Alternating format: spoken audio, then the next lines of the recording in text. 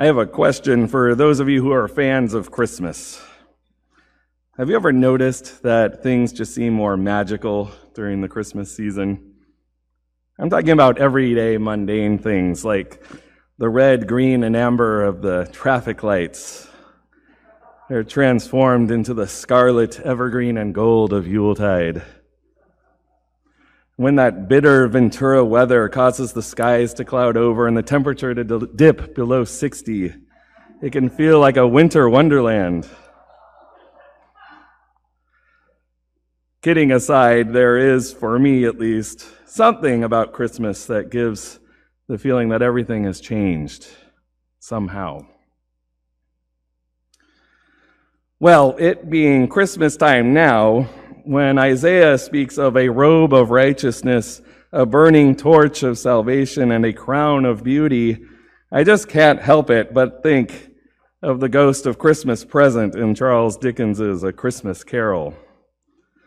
The ghost of Christmas present is, of course, the second of three Christmas spirits who visit Ebenezer Scrooge in the story at the intercession of his deceased business partner, Jacob Marley.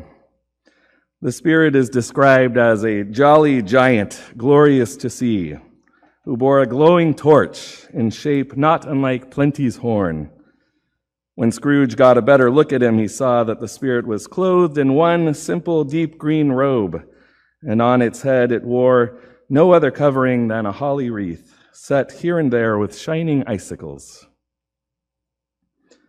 If you've read A Christmas Carol, you'll know that as the Spirit goes about, it invisibly sprinkles from its torch an incense of Christmas joy on everyone it encounters, spreading Christmas cheer, as it were. Now, I know that Christmas is a difficult time for many people, but there is undoubtedly some kind of joy at the heart of it all. It's reflected in our celebratory colors of gold and white, and our festal decoration here in church. Of course, Christmas is a big deal commercially in the wider world, but underneath all of the ribbons and paper, the spending and the gift-giving, the holiday hustle and bustle, is that light that St. John talks about. Christmas is about the light coming into the world, the Word made flesh, what theologians call the incarnation. In the church, Christmas is a whole season, not just the one day, because it's a big deal. John says that the true light, which enlightens everyone, was coming into the world and has made the Father known. Well, what does that mean? First, we must notice that we have those two images at work describing the Son here in John, Word and light. Both are packed with meaning, of course, and they have lots of overlap with each other in the biblical literature. That opening phrase, in the beginning, is an echo of the opening of Genesis chapter 1, in which God creates by speaking. In fact, God uses words to create light in Genesis 1:3. Let there be light. As John says, everything that exists came into being through the Word. But we see that the Word is more than simple divine speech. It is the power of creation, not only to bring things into existence, but to sustain that existence. The Word, in this sense, is the divine principle of order, the primal impulse that sets and keeps the powers in motion. This is hinted at beautifully in the wintry language of our psalm today. He sends out his command to the earth, and his word runs very swiftly. He gives snow like wool. He scatters hoarfrost like ashes. He scatters his hail like breadcrumbs. Who can stand against his cold? He sends forth his word and melts them. He blows with his wind, and the waters flow. The word runs very swiftly because it operates at the speed of divine thought. It is, in some sense, everywhere at work in creation. Likewise, the light enlightens everyone, as John said. The light fills the whole world, and there is no escaping it. You can shut your eyes. You can choose to ignore it. You can try to keep to the shadows, but you can't avoid it. It's there. It's everywhere.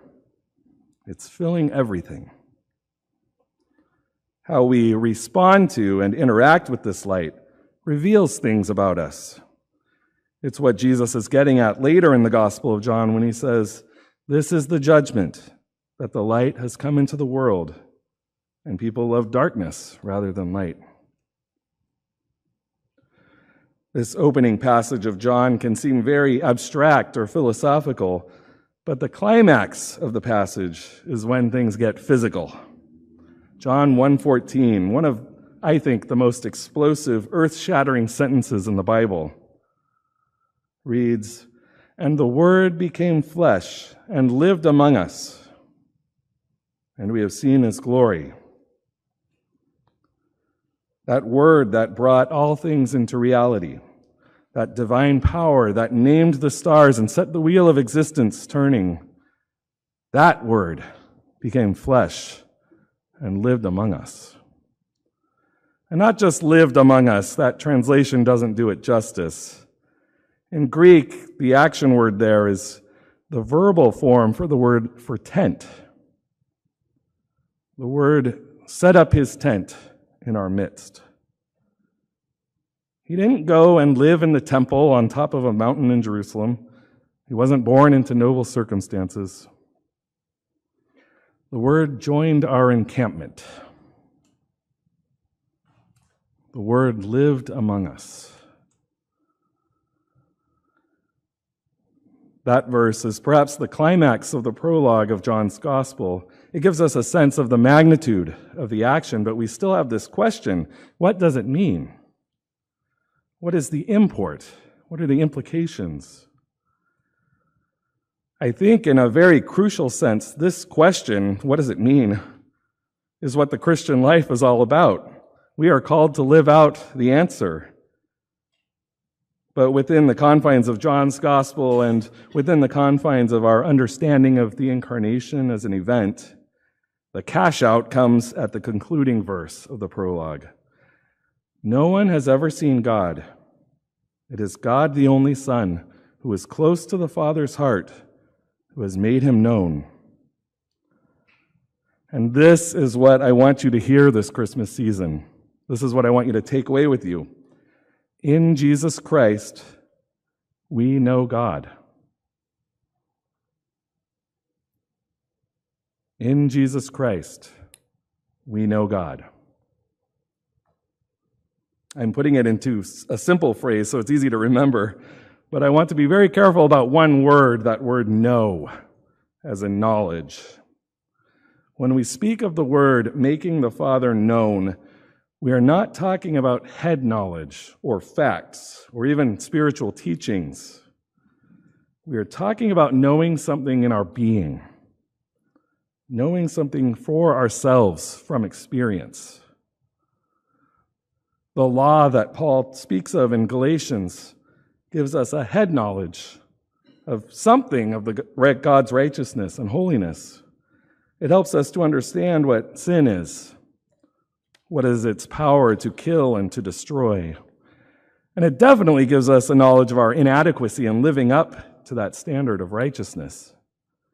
In other words, a knowledge of our own sinfulness. But God was not content to sit on high.